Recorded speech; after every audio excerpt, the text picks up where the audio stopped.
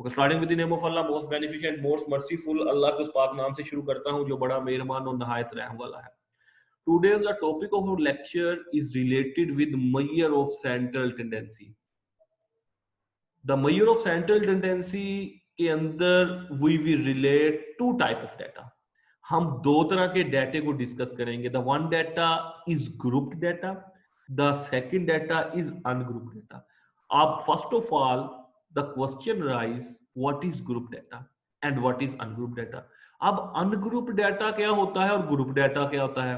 We have already discuss कि वो data, the data which have frequency, जिसके अंदर फ्रीक्वेंसी इन्वॉल्व होती है, उसको हम कहते हैं वो डाटा कौन सा आ गया? Group data. ऐसा data in which frequency is not involve, जिसके अंदर फ्रीक्वेंसी नहीं होती, जिसके अंदर फ्रीक्वेंसी का शामिल नहीं है, जिसके अंदर फ्रीक्वेंसी का लफ्ज नहीं आता, उस डाटे को हम कहते हैं वो अनग्रुप डाटा है।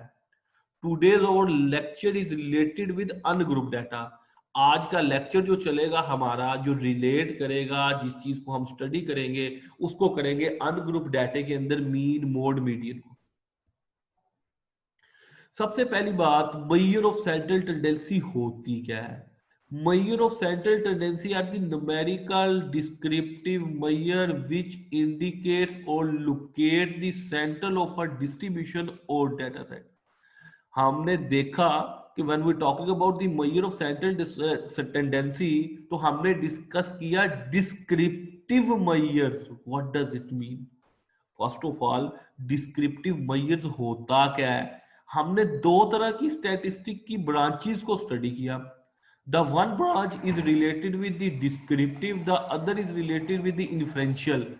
डिस्क्रिप्टिव के अंदर हमने कहा वो ब्रांच स्टैटिस्टिक की विच डिस्क्राइब समथिंग, जो किसी चीज को डिस्क्राइब करे, जो चीज किसी चीज को बताए, जो किसी चीज को लेके चले, उसको हम कहते हैं ये कौन सी ब्रांच है? डिस्क्रिप्टिव। हमने कहा हमारा central tendency, measure of dispersion, हमारे बेसिक जितने चैप्टर्स हैं जो हम पढ़ेंगे वो सारे डिस्क्रिप्टिव स्टैटिस्टिक्स के हैं। और जब हम आगे फर्दर स्टैटिस्टिक्स को पढ़ेंगे जो हम कहेंगे इन्फ्रेंशियल स्टैटिस्टिक्स।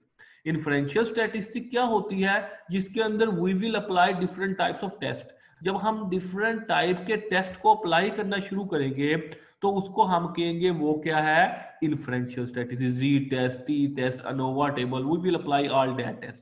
लेकिन अभी सेंट्रल का मतलब सेंट्रल की वैल्यू को कैलकुलेट करना।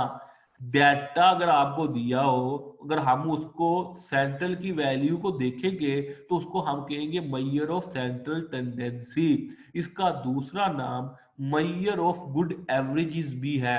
कुछ किताबों के अंदर इसको हम कहते हैं मेजर ऑफ गुड एवरेज। अच्छी एवरेज को कैलकुलेट करना मीन सेंट्रल वैल्यू को कैलकुलेट करना। Let's see the example. हम कहते हैं for example in a class of 40 students the average height would be the typical height of the number of this class as a whole। मैंने आपको पहले बताया कि अगर हम पूरी क्लास की हाइट को लें, हर किसी की हाइट 6 फुट होगी, किसी की 5 होगी, किसी की 4 होगी, किसी की 5.2 होगी, उन सब को सम करके टोटल पे डिवाइड कर दें। हमारे आज के लेक्चर के अंदर वी हैव 16 स्टूडेंट्स, हमारे पास 16 स्टूडेंट्स अवेलेबल है। इन 16 स्टूडेंट की डिफरेंट हाइट है। हम उन सब की हाइट को लेके 16 पे तकसीम कर दें, डिवाइड कर दें, the answer will be average answer. इन सब का जो मिड पॉइंट होगा, जो एवरेज होगी, वो हमारा जवाब आ जाएगा। It's all about central tendency. आगे अरिथमेटिक मीन, द मीन या मीन किसे कहते हैं? The mean of a set of values और measurements is the sum of all measurement divided by the number of measurement. जब हम तमाम वैल्यू को सम करके नंबर पे डिवाइड करें, उसको हम कहते हैं ये मीन है। कैसे? हम सब की क्लास की हाइट ली, किसी की हाइट 5 है, 5 plus 5.2 plus 5.4 plus 5.8 plus 6 plus फिर 4 प्लस फिर 4, इस तरह 21 स्टूडेंट्स की डिफरेंट हाइट्स हमने ली और डिवाइड कर दिया 21 पे, the answer will be the average among 2-3 measures of central tendency, जो अरिथमेटिक मीन है, मोड है, मीडियन है। The mean is the most popular. इन तीन एवरेजेस को अगर हम कैलकुलेट करें तो मीन जो है मोस्ट पॉपुलर और वाइडली यूज्ड, हम बहुत ज्यादा इसको इस्तेमाल करते हैं। और इसको डिनोट किससे किया जाता है, एक्स के ऊपर एक लाइन लगा के, अरिथमेटिक मीन को। तो अरिथमेटिक मीन क्या हुआ, जो नंबर्स आपको दिए होंगे, the sum of the numbers जो गिवन होंगे उसको डिवाइड कर देंगे टोटल पे, तो हमारे पास the answer will be arithmetic mean. कैसे, let's see the example. From ungroup और raw data the mean has the following formula, X के ऊपर आ गया बाहर, ये फार्मूला आ गया summation X over N. Summation कहते हैं सम को, जमा करने को, एक्स एक्स की वैल्यूज को। तो x की वैल्यूज को अगर हम सम करेंगे तो हम कहेंगे ये समीशन x है। और जब हम इसको n का मतलब क्या होता है, नंबर ऑफ ऑब्जर्वेशन, जितनी वैल्यूज गिवन है उस पर डिवाइड करेंगे तो हम क्या कहेंगे कि ये n आ गया। Let's see the example. Miss Anila collects the data on the average of the mathematical teachers in Wilson School, ages of the mathematical teachers in Wilson School. हम एज देखना चाहते हैं कि बिल्सन स्कूल के अंदर हमारे पास मैथ का जो टीचर है वो किस किस उम्र का है, हम उस पर स्टडी कर रहे हैं। अच्छा, अब एक की उम्र 38 साल है जो हम हमारे स्कूल के अंदर है बिल्सन स्कूल में, एक की 35 है, एक की 28 है, एक की डिफरेंट उम्र के 7 लोग हमने अपॉइंट किए स्कूल के अंदर। अब मैंने उसका क्या कैलकुलेट करना है, अरिथमेटिक मीन। तो मीन कैलकुलेट करने का क्या तरीका होता है, समीशन एक्स ओवर एन। तो समीशन एक्स क्या हुआ, मैं इन तमाम की एजेस को जमा कर देता हूँ, 38 plus 35 plus 28 plus 36 plus 35 plus 33 plus 40, इन सब को मैंने सम कर दिया। अब टोटल किस पे डिवाइड करूंगा, number of observation. Number of observation क्या होता है, 1 2 3 4 5 6 7। तो ये 7 मेरे पास क्या आ गई, नंबर ऑफ ऑब्जर्वेशन आ गई, इसका जवाब आ गया। तो मेरे पास इन अगर इन सब को जमा करके 7 पे डिवाइड करूंगा तो मेरे पास एक एवरेज आ जाएगी। मैं कहूंगा ये मेरी एवरेज 60 टीचरों की जो एवरेज एज है, इन सब को बड़े छोटे को जमा करके, छोटे से छोटा कितने साल का है 28 साल का, बड़े से बड़ा कितने साल का 40 साल का, लेकिन एवरेज कितनी आई मेरे पास 35 साल, मेरे पास 35 ईयर इन सब की एवरेज आ गई। तो एवरेज कैलकुलेट मैंने अरिथमेटिक मीन से कैसे की, इन सब को सम करके टोटल नंबर ऑफ ऑब्जर्वेशन 1 2 3 4 5 6 7 पे डिवाइड कर दिया। तो मैंने ये अनग्रुप डाटा है, अनग्रुप का अरिथमेटिक मीन कैलकुलेट कर लिया। अब अगली एग्जांपल देखते हैं। Ali Hasan is a meat welder. Ali Hasan क्या है जनाब, एक मीट वेल्डर है, मीट को बेचता है। अच्छा जी, मैंने कहा जी फॉलोइंग आर दी, ये इसकी सेल है 6 दिनों की। ट्यूसडे में इतनी सेल की 5800 की, फिर इसने इतनी सेल की 8600, फिर 65, फिर 43, ये सारी सेल्स है। मैंने अरिथमेटिक मीन इसका कैलकुलेट करना है तो कैसे करूंगा, इन सब को जमा कर दूंगा 6 के 6 को, 58 86 65 43 12 500 और 13 400 और डिवाइडेड बाय 6 पे डिवाइड कर दूंगा।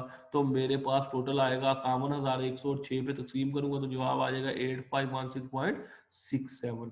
तो ये मेरी एवरेज आ गई। किसी दिन मेरी सेल 5800 भी हुई, किसी दिन कम से कम मेरी सेल किस दिन हुई, फ्राइडे को मैंने 4300 सेल की, और सबसे ज्यादा किस दिन सेल की, मैंने संडे को 13,400। तो कम भी होगी ज्यादा भी होगी, और सबको जमा जब कर दिया तो एवरेज क्या निकली, मैंने एक दिन की जो एवरेज निकली वो 8,516 रुपए मैंने एवरेज डेली सेल जो है वो अली हसन की आ गई। तो इन सबको जमा करके जब टोटल पे डिवाइड करेंगे तो हमें क्या मिल जाएगा बेटा, तो हमें ये मिल जाएगा एवरेज मिल जाएगी, जो कि हमारे चैप्टर का नाम है सेंट्रल वैल्यू मिल जाएगी। अगला हमारा concept is related with the weighted mean. वो था अरिथमेटिक मीन या खाली mean. Weighted mean, weight, weight का क्या मतलब है, weighted mean is the mean of a set of values where in each value of measurement है डिफरेंट वेट और डिग्री ऑफ इंपोर्टेंस।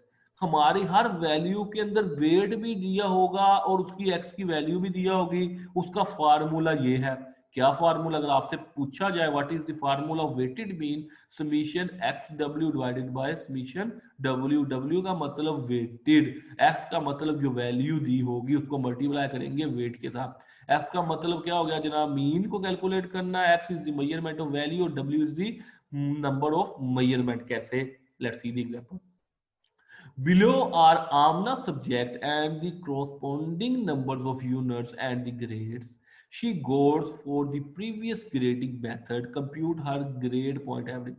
अच्छा, ये उसके सब्जेक्ट है, 7 सब्जेक्ट है और उसकी यूनिट भी दिए हुए हैं, किसी का 0.9 है, किसी का 1.5 है, 1.8 है, 1.2 है, और आगे उसको ग्रेड दे दिया। तो व्हेन वी कैलकुलेट वेटेड, तो हम क्या करते हैं, इसको इसके साथ मल्टीप्लाई करते हैं। एक तो तरीका ये है कि हम इधर एक कॉलम बना दें, क्या, वेटेड का, कि हम ग्रेड को कंसीडर करें, ये एक्स है, ये वेट है, वेट हमेशा यूनिट्स में होगा, पॉइंट्स में होगा, तो ये वेट है, तो एक्स को डब्ल्यू के साथ मल्टीप्लाई करके इधर लिख लें तीसरे कॉलम में, और इसका सम ले लें, ये भी तरीका है। और एक तरीका ये है कि हम इस तरह करें, 86 को 0.9 के साथ मल्टीप्लाई करके प्लस करके, फिर 85 को 1.5 के साथ मल्टीप्लाई करके फिर प्लस करके 88 को 1.5, ये सारे इस तरह कैलकुलेट कर लें। और डिवाइड किस पे करना है, इसको वेट पे, एक्स पे नहीं करना, नंबर ऑफ ऑब्जर्वेशन नहीं लेना, इसको लेना है यूनिट को, 0.9, 1.5, 1.5, 1.8, 0.9, 1.2, 1.2, तो इन सबको सम करना है। तो ये सम जब करना है तो इसकी एक वैल्यू आएगी, और जब ऊपर मल्टीप्लाई करके सम करेंगे तो इसकी एक वैल्यू आएगी। तो जब इन सबको डिवाइड करेंगे तो आमना के एवरेज ग्रेड आ गए। किसी सब्जेक्ट में उसने बड़े अच्छे ग्रेड लिए, किसी में कम लिए, लेकिन एवरेज क्या आई, 86.1। तो दोबारा देखें, वेटेड मीन को कैलकुलेट करने के there are two different methods. एक तो आप W और X को मल्टीप्लाई कर दे, वेट ये है, X ये है, और इधर लिखते जाए 86 मल्टीप्लाई 0.9, इधर एक कॉलम ऐड करके ऐड करते जाए करते जाए करते जाए, और उसका टोटल ले ले, और एक इसको सम करके इसका टोटल ले ले, तो डायरेक्ट इसको फार्मूले के अंदर यूज कर दें। दूसरा मेथड ये है कि इसको एक बाय स्टेप दिखा दें, 86 को मल्टीप्लाई करके 0.9 से, 85 को 1.5 से, इस तरह करके एक दफा दिखा दें। तो there are the two different method to calculate weighted mean, लेकिन आंसर दोनों का सेम ही होगा। जो आपको इजी लगे you can adopt that. Okay, अब आपकी टर्न है। Anika obtained the following grade in his 5 subject for the second grading method, compute his grade point average। तो उसके पास क्या आया, 5 सब्जेक्ट के ग्रेड है, math, English, science, economics, statistics, ये वेट आ गया, ये एक्स आ गया ग्रेड, इसको इसके साथ मल्टीप्लाई करके चाहे अलग कॉलम बना दे, चाहे इस तरह सोल्व कर दे, वो आपकी मर्जी है। तो इसको मल्टीप्लाई करेंगे तो एक आंसर आता जाएगा आता जाएगा, तो 5 का आंसर को सम करके फिर इसको यूनिट्स को सम कर दें। तो जब आप सम कर देंगे तो आपके पास क्या आएगी, एक एवरेज आएगी, सम करके डिवाइड करने के बाद 87.6 साइज। तो अनिका की जनरल एवरेज क्या आ गई, 87.67। कभी उसने 90% भी मार्क्स लिए और मिनिमम 86 भी दिया, लेकिन एवरेज इनकी क्या निकली, 87.67, जो कि मिड वैल्यू होगी, तो वो एक एवरेज आ गई। तो it's the formula of calculating weighted mean. अच्छा जी, अब प्रॉपर्टीज ऑफ अरिथमेटिक मीन की प्रॉपर्टीज क्या है, mean calculated for any set of numerical data. तो मीन को आप जब मर्जी कैलकुलेट कर सकते हैं, किसी भी न्यूमेरिकल वैल्यू पे कैलकुलेट कर सकते हैं, ये हमेशा एग्जिस्ट करती हो तो ये कैलकुलेशन आ जाएगी। अ set of numerical data has one and only one mean. तो हमेशा जब हम इसको कैलकुलेट करेंगे the answer will B one. ये नहीं होगा कि दो आंसर अलग अलग आ जाएंगे, तो हमेशा आंसर एक ही आएगा, एक ही एवरेज आएगी, एक ही कैलकुलेशन आएगी। Mean is the most reliable major of central tendency. तो मीन को हम सबसे ज्यादा, अरिथमेटिक मीन भी कहा जा सकता है इसे, हम सबसे ज्यादा रिलायबल मेजर कहते हैं सेंट्रल टेंडेंसी में, सबसे ज्यादा जिस पर रिलाय कर सकते हैं, जिसको लेके चल सकते हैं, हम कहते हैं जनाब वो अरिथमेटिक मीन है। It is use only the data and interval और रेशियो। तो हम इसको इस्तेमाल कब कर सकते हैं एनालिसिस के अंदर, जब ये डिफरेंट इंटरवल दिए हो, जिस तरह हमें पीछे सवाल में दिए गए, एवरेजेस दी गई, हमें डिफरेंट डाटा दिया गया, मीट की सेल्स दी गई, तो हम डिफरेंट इंटरवल में डाटा था, on the basis of that we will able to calculate arithmetic mean. तो मीन की प्रॉपर्टीज क्या हो गई कि मीन को कैलकुलेट किया जा सकता है किसी भी न्यूमेरिकल वैल्यू के अंदर। दूसरी बात क्या होगी, इसका आंसर एक ही आएगा जो कि एक एवरेज आ रही होगी। तीसरी बात होगी, सबसे मोस्ट कॉमन जो यूज किया जाता है, जिसके ऊपर स्टैटिस्टिकल जो टूल्स है उसको अप्लाई किया जा सकता है, रिलाई किया जा सकता है, it's all about central tendency.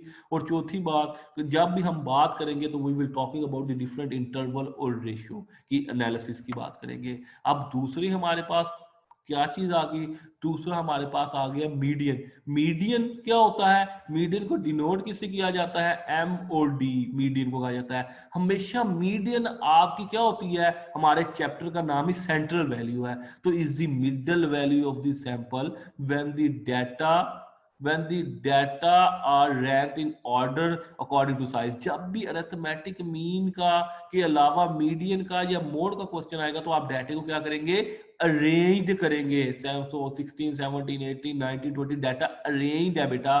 Data जब अरेंज होगा तो उसको आपने अनग्रुप में कैसे फाइंड करना है। दो तरह का मीडियन का डाटा आ सकता है, गौर से सुनिएगा। एक तो इवन, एक तो ओड। अब ये देखिए 1 2 3 4 5 6 7, 7 ओड नंबर है, नीचे वाला क्या होगा 8 होगा, ये इवन है। अब ओड नंबर का तो मिड पॉइंट निकल आया, ये 3 इधर रह गए, 3 इधर, दरमियान में क्या आ गई 19। ये देखें 1 2 3 इस तरफ हो गए, 20 21 22 इस तरफ हो गए डाटा अरेंज करके, तो दरमियान में जो वैल्यू रहेगी वो क्या आ गई, वो मीडियन आ गई। अब इसका दरमियान कैसे निकालें, ये तो ओड नंबर से दरमियान निकल आया, इवन का दरमियान कैसे निकालें। देखिए 16 17 18 19 20 21 20 23, अब ये 3 4 5 6 7 8 वैल्यू है, ये तो थी हमारे पास 7 वैल्यू, तो दरमियान वाली वैल्यू आ गई। अब इसका दरमियान वैल्यू कैसे आएगा, तो जो दरमियान की दो वैल्यूज है, 3 इधर चले गए 3 इधर चले गए, तो 19 प्लस 20 डिवाइडेड बाई 2, तो हम इनको सम करके 2 पे डिवाइड करेंगे तो मिड वैल्यू क्या आ जाएगी 19.5 इसके दरमियान।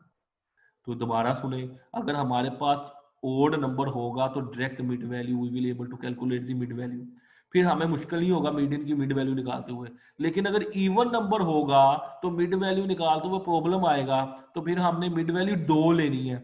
मसलन 1 2 3 4 5 6 7 8, 8 की दो दरमियान वाली कौन सी होगी 4 और 5, 4 और 5 वैल्यू को लिया, सम किया और 2 पे डिवाइड किया, तो हमारे पास मीडियन की एवरेज निकल आई। तो ये ओड है, ओड में there is no problem to calculate median, even के अंदर मसला आता है, हमें सम करके डिवाइड करना पड़ेगा। तो इस तरह हम मीडियन को कैलकुलेट कर सकते हैं। अब ये it's all about your questions कि आपने इसको कैसे कैलकुलेट करना है, आप इसके ऊपर प्रैक्टिस कीजिएगा। इस तरह ये एक डाटा दिया गया है 1 2 3 4 5 6 7 8 9 10 वैल्यू है, तो इसको पहले अरेंज करें। अरेंज कैसे करेंगे, छोटे से बड़े की तरफ, सबसे छोटा 12 है, फिर 13 है, फिर 13 है, फिर 14 है, फिर 14 है, फिर 15 है, फिर 15 है, फिर 18 है, फिर 19 और 19। तो अरेंज करके आपने इसको कैलकुलेट करना है। From the next lecture we will discuss that. आपने इसका मुझे सोल्यूशन असाइनमेंट के ऊपर सेंड करना है, दोबारा सुन लें। You will calculate the values of median, आपने इसका मीडियन कैलकुलेट करके देना, इसका मीडियन कैलकुलेट करके देना, इसका मीडियन, ये तीनों मीडियन कैलकुलेट करके नेक्स्ट लेक्चर से पहले आपने मुझे असाइनमेंट को सेंड करना है अपनी रफ कॉपीज के ऊपर। आपने मुझे इसकी जितने पिक्चर जो है स्क्रीनशॉट है वो मुझे क्लास के ऊपर, गूगल क्लास के ऊपर आपने सेंड कर देना है। ओके तो अरिथमेटिक मीन्स की प्रॉपर्टीज क्या होती है, median is appropriate to use when there are extreme. तो जब एक्सट्रीम वैल्यू हो, कोई ज्यादा हो, तो वी विल कैलकुलेट मीडियन, हम कैलकुलेट करते हैं। और मीडियन को हम जब यूज करते हैं व्हेन द डाटा ऑर्डिनल, जब डाटा हमारा ऑर्डिनल बेस के ऊपर हो, ऑर्डिनल चल रहा हो, तो हम we will use calculate median. और मीडियन को कैलकुलेट दोनों के ऊपर किया जा सकता है, we will calculate on quantitative analysis, we can also calculate on qualitative analysis. Quantitative techniques जहां लगती है वहां भी हम मीडियन को कैलकुलेट कर सकते हैं, जब क्वालिटेटिव टेक्निक्स लगती है वहां भी हम मीडियन को कैलकुलेट कर सकते हैं। Last topic is related with the mode. अब मोड होता क्या है, जो सबसे ज्यादा वैल्यू आए, the value which occur most frequent, जो सबसे ज्यादा वैल्यू आए उस वैल्यू को हम कहते हैं कि ये कौन सी वैल्यू है, ये मोड वाली वैल्यू है। तो सबसे ज्यादा जो एग्जिस्टेंस वैल्यू होती है उस वैल्यू को हम कहते हैं कि ये क्या है, ये मोड है, जो सबसे ज्यादा रेपिटेशन के अंदर आ रही हो। फॉर एग्जांपल ये जो है 17 18, the ages of 5 students are 17 18 23 20 and 19, the following are the descriptive. इसकी हम एग्जांपल देखते हैं क्या हो सकती है। इसकी एग्जांपल के अंदर जो चीज मोस्ट फ्रीक्वेंट हो, मसलन इधर वीएस, इधर वीएस सबसे ज्यादा आ रहा है तो ये मोड हो गया। इधर कोई मोड नहीं है, क्यों, कोई वैल्यू दोबारा रिपीट नहीं हुई। 17 एक दफा आया, 18 आया, 19 आया, 20 आया, 23 आया, रेपिटेशन नहीं हुई, तो इसको इसका कोई मोड नहीं है।